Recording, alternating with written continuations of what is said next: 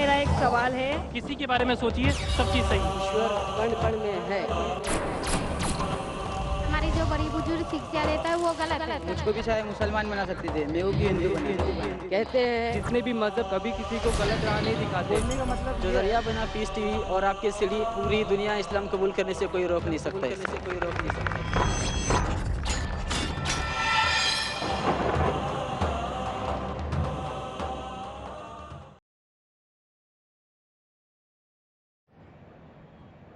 ان کے بعد عربک پبلک اسپیکنگ میں پورے اسکول میں جس بچے کو پہلی پوزیشن ملی ہے وہ ذاکر نائک کے صاحبزادے ہیں فارق نائک. وہ آئیں اور اپنا سرٹیفکیٹ لے کے جائیں. فارق نائک، عربک پبلک اسپیکنگ فی الخطابۃ العربیہ. فارق نائک کے بعد ڈاکٹر ذاکر نائک کی صاحبزادی ہیں جن کو گرلز میں عربک پبلک اسپیکنگ کے اندر پہلی پوزیشن ملی ہے. میں ذاکر نائک سے درخواست کروں گا کہ وہ تشریف لائیں اور امام محترم کے دست مبارک سے اپنی بیٹی کے لیے سرٹیفکیٹ اور مومنٹو حاصل کریں. ڈاکٹر ذاکر نائک، والد ذکرا نائک.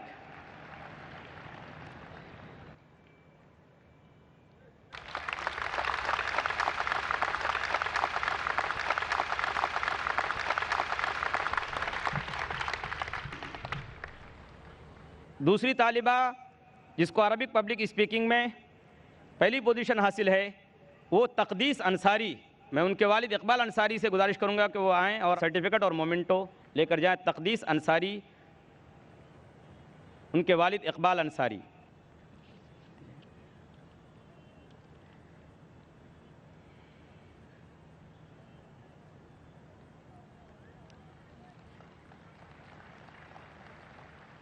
عربک لینگویج میں پورے اسکول میں بچوں کے اندر فرسٹ آنے والے طالب علم ہیں فارق نائک. وہ آئیں اور امام محترم کے دست مبارک سے سرٹیفکیٹ اور مومنٹو لے کر جائیں.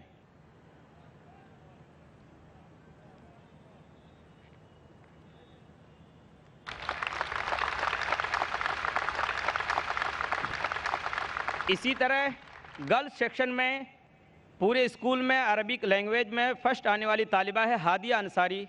میں ان کے والد محترم راشد انصاری صاحب سے درخواست کروں گا کہ وہ آئیں اور اپنا سرٹیفکیٹ اور مومنٹو لے کر جائیں.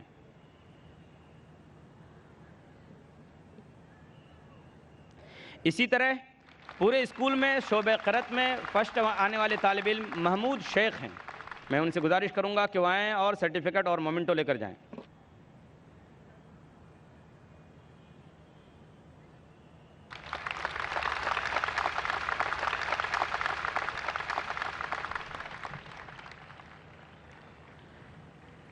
جزاک اللہ. والآن التمس من فضیلة الشیخ سعود الشریم ان يقدم لنا کلمات توجیہیہ تساعد فی حیاتنا المستقبلیہ.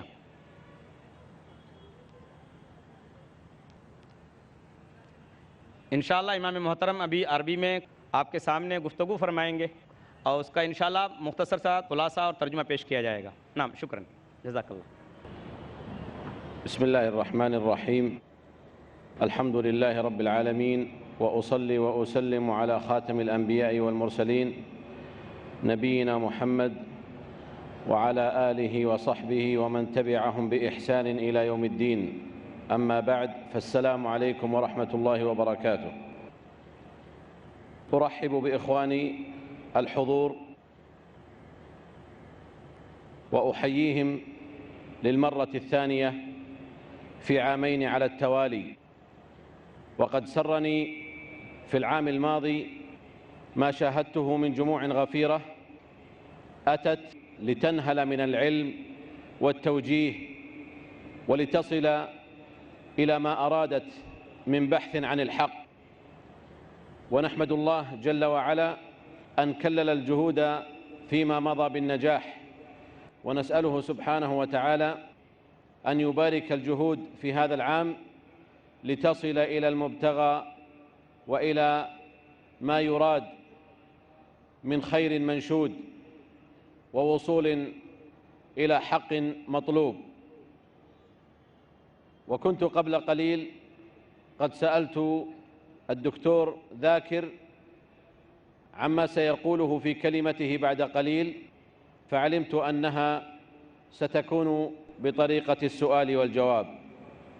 والسؤال والجواب هو ما يسمى بالمحاورة والحوار، وهذه الطريقة عند علماء التربية هي من أفضل الطرق في الإفهام وتبادل الحديث ووصول المرء إلى الفكرة المطلوبة، وهي خير وأفضل في كثير من الأحايين من مجرد الإلقاء النظري.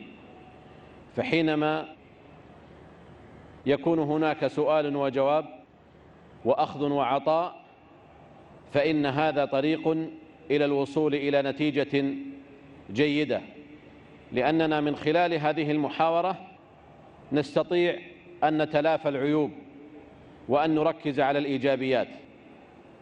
لماذا؟ لأن أفهام الناس ومداركهم ليست على حد سواء، فهي تختلف، منهم الذكي ومنهم من هو دون ذلك، كما أن فهمهم للأشياء يختلف من بعضهم البعض. ولذلك يأتي في الحوار ما يزيل هذه الإشكالات التي قد ترد على الأذهان. ومن هنا جاءت قيمة الحوار التي رعتها الشريعة الإسلامية حق رعايتها. فالحوار سنة شرعية إسلامية أقرها الشارع الحكيم، الحوار في البحث عن الحق والسؤال عنه.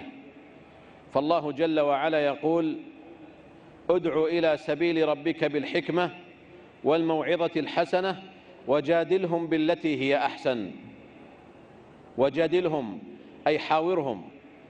والمناقشة هذه أو السؤال والجواب قد يسمى مناقشة، وقد يسمى حوارا، وقد يسمى مناظرة، وقد يسمى جدالا. كل ما كان فيه أخذ وعطاء واستفسار وجواب فإن هذا يدخل في إطار الحوار والمحاورة، وهذا ما دعت إليه الشريعة وذكره الله جل وعلا في الآية السابقة.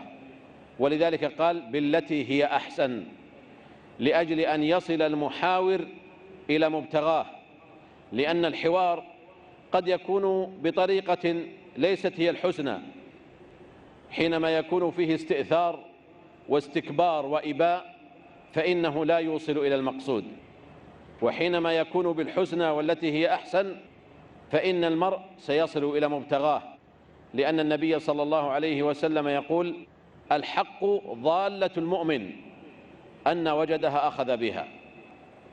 والمناقش والمحاور والمجادل هو ذلكم الذي يبحث عن الحق. أما الذي يناقش ليقرر الباطل فهذا لا يعد محاورا، وإنما يعد مكابرا ومعاندا. فالله جل وعلا ذكر الحوار في القرآن الكريم أكثر من مرة، فقد ذكر مثل الرجلين في سورة الكهف، فقال لصاحبه وهو يحاوره: أنا أكثر منك مالا وأعز نفرا، ودخل جنته وهو ظالم لنفسه، إلى أن قال في الموضع الآخر: قال له صاحبه وهو يحاوره: أكفرت بالذي خلقك من تراب ثم من نطفة ثم سواك رجلا لكن هو الله ربي ولا أشرك بربي أحدا. هذا نوع من أنواع الحوار والجدال والمناقشة ذكر الله سبحانه وتعالى في كتابه ليكون عبرة لنا ونبراسا في طريقة الحوار وعرض الحق مع المخالف. ولا أظن هذا الاجتماع إلا أن يكون من مقاصده هو هذا الحوار وطرح الحق والوصول إلى الحق من أسهل الطرق وأبسطها وأقربها إلى الحق، إن لم تكن هي الحق بأكمله.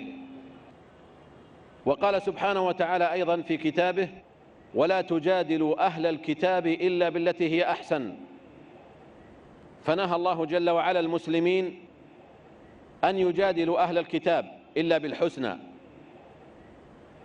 وهو القرآن على بعض الأقوال، فنجادلهم بالقرآن، نبين لهم الحق ونطرح ما في مفاهيمهم من باطل ليصلوا به إلى الحق. ولا تجادلوا أهل الكتاب إلا بالتي هي أحسن إلا الذين ظلموا منهم، لأن الظالم من هؤلاء لا يبحث عن الحق، فكيف يبحث عن الحق من كان ديدنه الظلم والبغي والعدوان والاستكبار؟ ولكن الذي يبحث عن الحق وينشد الحق فإن الشريعة الإسلامية أمرت ذويها ومن ينتسب إليها أن يجادلوا أهل الكتاب بالتي هي أحسن، ليكون الوصول إلى الحق أدعى وأيسر وأشوق إلى القلوب وأسلم من الوقوع في عدم القناعة. وليس الحوار والمحاورة مما ورد ذكره في القرآن الكريم فحسب، بل جاء أيضا في سنة النبي صلى الله عليه وسلم، ومن ذلك أحاديث كثيرة، لكن نذكر منها على سبيل المثال حينما جاء أبو عمران والد عمران بن حسين الصحابي المعروف رضي الله عنه، جاء إلى النبي صلى الله عليه وسلم وقد أرسله كفار قريش ليجادل النبي صلى الله عليه وسلم وليبين له أنه إنما جاء إليهم ليسفه أحلامهم ويسب آلهتهم ويخرجهم من دين آبائهم وأجدادهم. فحاوره النبي صلى الله عليه وسلم وقال: يا أبا عمران إني سائلك. فقال: اسأل.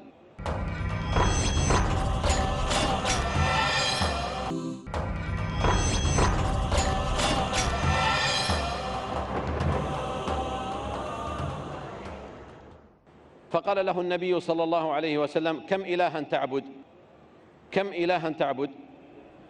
قال: أعبد 7، 6 في الأرض و1 في السماء. فقال له النبي صلى الله عليه وسلم على صيغة السؤال والجواب والحوار، فقال له: فإذا انقطع المطر فتلجأ لمن؟ قال: ألجأ إلى الذي في السماء. قال: فإذا هلك المال والعيال فلمن تلجأ؟ للذي في السماء أو للذي في الأرض؟ قال: للذي في السماء. قال: من لرغبك ورهبك؟ قال: الذي في السماء. قال: إذن فاعبد الذي في السماء، فاعبد الذي في السماء. فاقتنع أبو عمران بذلك وقيل إنه أسلم. لكن هكذا كان الحوار، لو نهاه عن هذه العبادة دون أن يدخل معه في تفاصيلها وما يعايشه في واقع حاله مع هذه المعبودات وهذه الآلهة لما وصل به إلى طريقة الاقتناع هذه. وهناك صورة أخرى أيضا في الحوار، والصورة الأولى مع أبي عمران في الحوار مع غير المسلم، وهذه صورة أخرى أيضا في الحوار مع غير المسلم. فقد جاء عتبة بن ربيعة أيضا وقد أرسله كفار قريش إلى النبي صلى الله عليه وسلم ليحاوره، فقال له: لقد جئت بشيء سفهت به أحلامنا وعبت آلهتنا، فإن كان لك غاية في الملك ملكناك وسودناك علينا، وإن كان لك حاجة إلى المال فجمعنا من بيوتنا ما يجعلك أكثرنا مالا، وإن كان بك سحر أو كهانة أتينا لك بأحسن الناس طبا. فقال النبي صلى الله عليه وسلم: انتهيت يا أبا الوليد؟ قال: نعم. قال: فاستمع إلي. فقال النبي صلى الله عليه وسلم: بسم الله الرحمن الرحيم، واستفتح بسورة فصلت حاميم تنزيل من الرحمن الرحيم، إلى أن قال: فإن أعرضوا فقل أنذرتكم صاعقة مثل صاعقة عاد وثمود. فقال له عتبة: ما يعني قف، لا يريد أن يكمل هذا التهديد من رب العالمين. فرجع إلى قومه وقالوا: قد سحرك أبو القاسم. فقال: والله ما سحرني، وما الذي يقوله بالشعر ولا السحر ولا الكهانة. فهنا أقر بأن ما جاء به هو الحق.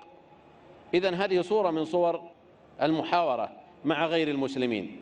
أما مع المسلمين فهناك صورة فعلها النبي صلى الله عليه وسلم مع شاب مقبل على الحياة، زهرة الشباب تلوح في وجهه، ومثل هذا سيرى أمامه من الفتن والشهوات ما قد يضيع عليه شبابه، لأن النبي صلى الله عليه وسلم يقول: يعجب الله للشاب ليس له صبوة.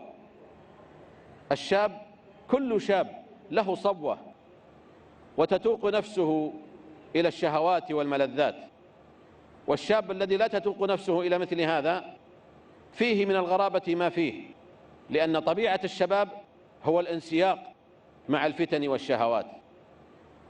فجاء هذا الشاب إلى النبي صلى الله عليه وسلم فقال له: يا رسول الله، ائذن لي في الزنا، ائذن لي في الزنا. يطلب منه الإذن في أن يزني كلما تاقت نفسه إلى الزنا أو أعجبته امرأة فعل الفاحشة بها، فيطلب أن يأذن له النبي صلى الله عليه وسلم. هو لا يريد الخمر ولا يريد غير ذلك، إنما يريد الزنا، نفسه تتوق إلى الزنا. وقد يكون آخر نفسه تتوق إلى الخمر، وآخر تتوق إلى المعصية الفلانية، وهكذا. فقال له النبي صلى الله عليه وسلم: أترضاه لبنتك؟ قال: لا، فداك أبي وأمي يا رسول الله. قال: فالناس لا يرضونه لبناتهم. أترضاه لأمك؟ فقال: لا يا رسول الله. قال: وكذلك الناس لا يرضونه لأمهاتهم. قال: أترضاه لأختك؟ قال: لا يا رسول الله. قال: فالناس لا يرضونه لأخواتهم. فقال النبي صلى الله عليه وسلم: أترضاه لعمتك؟ قال: لا يا رسول الله.